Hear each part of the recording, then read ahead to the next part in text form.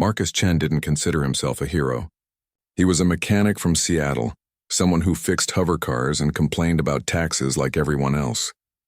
But when he saw the child, small, blue-skinned, with 4 trembling arms, cornered in that alley by 3 men with plasma knives, something ancient and primal overrode his survival instincts. The child was Kixthari, one of the hundreds of alien species that had integrated into Earth society after first contact 15 years ago.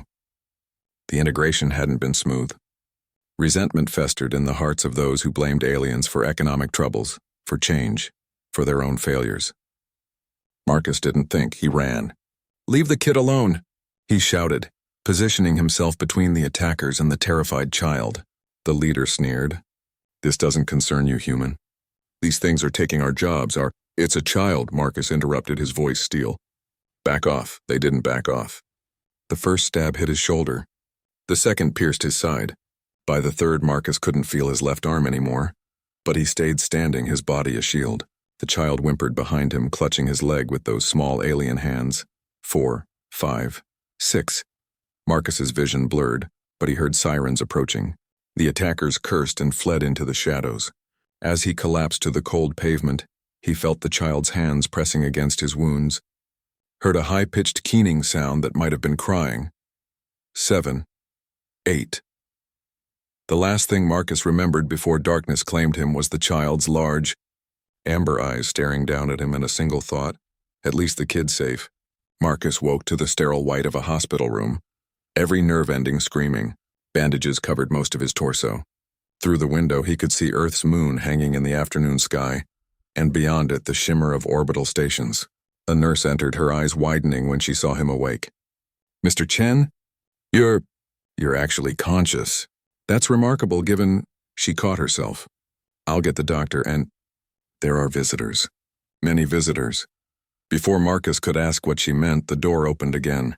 But it wasn't a doctor. 6 figures entered, each standing over 7 feet tall.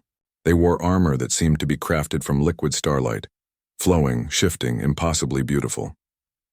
Their skin was the same blue as the child's, but these were warriors. Scars marked their faces like honor badges, and their eyes held the weight of 1,000 battles. The lead warrior, a female with silver markings across her brow, approached Marcus's bed. She moved with lethal grace, and every instinct told him these were beings who could end worlds if they chose. She knelt. Marcus blinked, confused. The other 5 warriors followed suit, kneeling in perfect synchronization. "Human Marcus Chen," the leader said, her voice resonating with harmonic overtones. "I am Commander Kixthari of the Kixthari War Guard Elite. The child you saved—" Her voice broke slightly, a crack in that warrior facade. "She is my daughter. Nixtala." Marcus tried to sit up, wincing. "Is she okay?"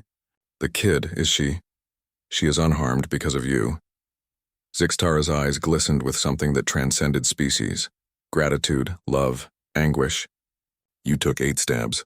8 killing blows, any one of which should have ended you. But you remained standing until she was safe."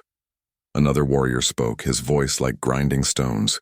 "In 10,000 years of Kixthari history, no outsider has ever been granted the Korthax, the debt of blood and honor. Until now." Kixthari reached into her armor and withdrew a pendant that pulsed with inner light. "This is the mark of the Eternal Shield. While you draw breath, the War Guard Elite are your brothers and sisters. Our blades are your blades. Our worlds are your home. Our enemies are marked for death." Marcus stared at the pendant, overwhelmed. I just did what anyone would do." "No," Kixthari said firmly. "You did what a human would do. We have studied your species since first contact, Marcus Chen. You are weak compared to Kixthari. Your bodies break easily. You live such brief lives. Yet again and again we see humans throw themselves into fire for strangers.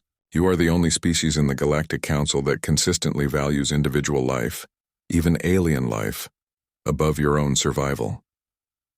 She placed the pendant around his neck. "The other species call you reckless, emotional, illogical. They do not understand that this is not weakness. This is your strength. This is why humans will outlast empires." The door burst open. A small blue figure squeezed past the guards and ran to Marcus's bedside. Nixtala looked up at him with those enormous amber eyes, now filled with wonder rather than fear. "Thank you," she whispered in halting English. "You saved me." Marcus felt tears threatening. He reached out with his good hand and gently patted her head, careful of the delicate crest feathers there. Hey, kiddo. Glad you're okay. Kixthari stood, her warriors rising with her. We will stand guard while you heal, Marcus Chen. And know this, the 3 who attacked my daughter have been found. They face Kixthari justice now. Her smile was sharp as a blade. They learned too late that a child of the War Guard is never without protection. Even when that protection comes from a brave, foolish human mechanic. As the warriors filed out to take positions outside his room, Marcus looked down at the pendant glowing against his chest. Then at the small alien child holding his hand. Maybe he was a hero after all. But more importantly, he was reminded of something fundamental about humanity. They didn't save others because they were strong enough to do it without cost. They saved others despite the cost because some things were worth bleeding for, even for a kid they'd never met before in an alley, on a random Tuesday night. Marcus smiled weakly at Kixthari. You know what? I'd do it again. The child's face brightened, and in that moment Marcus understood why the galaxy would never truly understand humans. It wasn't about logic or strength. It was about heart, especially then.